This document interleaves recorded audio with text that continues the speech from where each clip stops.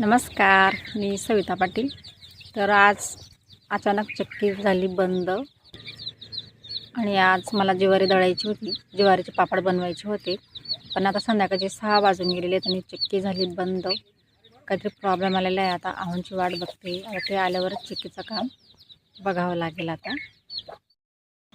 नमस्कार. तर मित्रांनो, बघू शकता ही आहे चक्की, ज्याला आपण घरघंटी म्हणतो. तर सविताचा पापड उद्योग आहे आणि बघू शकता तुम्ही घरचा कारागीर राहिल्यामुळे काय फायदा होतो.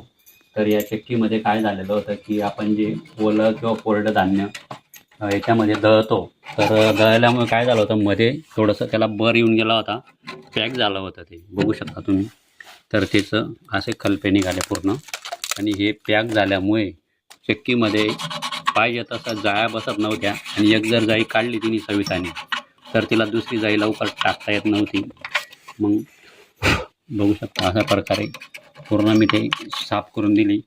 आणि आता जर का दुसरी चाळणी आपण घेतली तर ही चाळणी असते, याला ही चाळणी बघू शकता इथं असा बसबार असतो, बघू शकता किती इजी बसते. आणि सुरुवातीला काय व्हायचं, खूप थकावं लागायचं सविताला.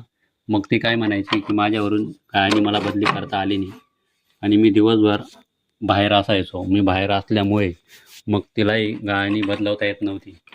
तर मग तिची चक्की बंद ठेवावी लागत होती. आज तिचं खूप काम राहून गेलं. जर चक्की जर तिला गाळणी बदली करता आली तर तिचं बरंच काम होऊन गेलं असतं.